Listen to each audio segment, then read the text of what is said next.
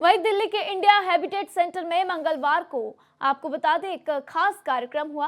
Roots and recharge संगोष्ठी का आयोजन गुरुजल वी प्रो फाउंडेशन साथ ही अभिप्सा फाउंडेशन की पहल के तहत संयुक्त रूप से किया गया।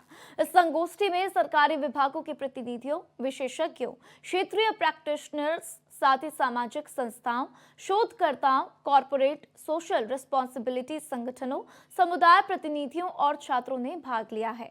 आयोजन का मुख्य उद्देश्य गुरुग्राम जिले में परंपरागत जल संरचनाओं, विशेषकर कुओं के पुनर्जीवन को गति देना था।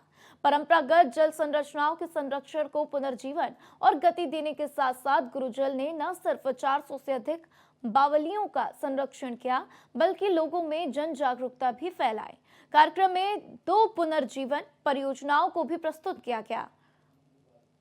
दौलताबाद और खंडेवाला गांव में गुरुजल द्वारा कुओं के पुनर्जीवन के लिए किए गए कार्यों को दर्शाया गया। साथ ही गुरुजल ने वेल्स ऑफ गुरुग्राम नामक कॉफी टेबल बुक भी जारी किया, जिसमें गुरुजल द्वारा किए गए कार्यों की ऐतिहासिक और सामाजिक तस्वीर को प्रस्तुत किया गया। इस कार्यक्रम के आयोजन में विप्रो फाउंडेशन, जल जीवन मिशन आदि ने महत्वपूर्ण भूमिका निभाई और नेवल स्कूल के छात्र भी उपस्थित रहे। गुरुजल में हम वाटर सिक्योरिटी पे फोकस करते हैं कि कैसे भूजल स्तर या सोर्स सस्टेनेबिलिटी पे कैसे हम पूरा फोकस करके ग्राउंड वाटर लेवल को बढ़ाएं। तो हम ऑलमोस्ट 6.5 साल हो गई है संस्था को। 2019 में स्टार्ट किया था। इन नेचुरल रिसोर्सेज के थ्रू बहुत सारा ग्राउंड वाटर रिचार्ज हो सकता है और हमारा फोकस होता है कि कैसे हम उस पर करें कि इलेक्ट्रोमैकेनिकल सॉल्यूशंस तो हैं और वो अर्बनाइज्ड कॉन्टेक्स्ट में ज़रूरी भी होते हैं, बट जहाँ जहाँ नेचर को यूज़ करके कि कैसे हम पुराने कुएं हैं उसको रिचार्ज पिट में कन्वर्ट कर दें। हम जो तालाब है, भले ही वो गंदे पानी के तालाब होते हैं, तो हम नेचर बेस्ड टेक्नोलॉजीज़ को यूज़ करके वो पानी को ट्रीट करते हैं और उसके बाद वो तालाब में डालते हैं। उसका पुनर्जीवन भी होता है, गंदा पानी साफ भी होता है और आसपास के क्षेत्र और कम्युनिटी खुश भी रहते हैं। यहाँ इंडियन हैबिटेट सेंटर में रूट्स एंड रिचार्ज रखा गया है। इसका मुख्य उद्देश्य हमारे देश में और विशेष तौर पर दिल्ली एनसीआर रीजन में जो पानी के स्तर, ज़मीनी स्तर का नीचे जाना और बारिश के पानी को हम ठीक से संचय नहीं कर पा रहे हैं, उसकी तरफ ध्यान आकर्षण करने के लिए है। इसमें हमारे जो ट्रेडिशनल वाटर सोर्स कुएं होते हैं, जिनको कि आज के दिन कुछ हद तक नज़रअंदाज कर दिया गया है और इसके कई कारण हैं।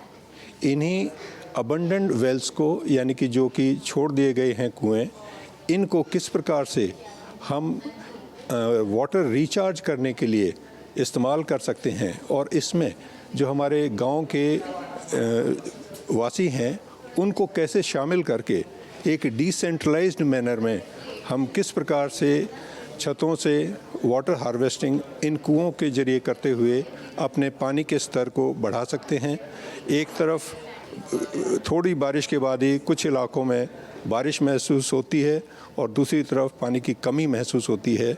इसको बैलेंस आउट हम कर सकते हैं। गुरुजल जो है वो एक फाउंडेशन है, अभिप्सा फाउंडेशन उसका एक हिस्सा है। गुरुजल की शुरुआत करीब 6 साल पहले हुई थी और इसकी शुरुआत का पर्पस यही था कि जो गुड़गांव में पानी से संबंधित समस्याएं हैं उसके बारे में हम क्या कर सकते हैं। एक तो पानी की कमी है हमारे यहाँ, बट पानी हमारे यहाँ जोहड़ और पुराने जो हमारे स्ट्रक्चर्स हुआ करते थे उनमें पानी कहीं ना कहीं ख़त्म हो गया है, क्योंकि जहाँ जिन चैनल से पानी आता था उन चैनल्स को पे हमने ऑब्स्ट्रक्शन कर दिया है, कुछ कंस्ट्रक्शन एक्टिविटी हो गई है। तो उस वजह से अब सारे जोहड़ हमारे यहाँ करीब 400 प्लस जोहड़ हैं जो कि इस वक्त सूखे पड़े थे। तो इसी वजह से और इसी उद्देश्य से गुरुजल की शुरुआत हुई थी और अभी हमने 100 प्लस एक्चुअली जो है वो जोहड़ों पे काम कर लिया है।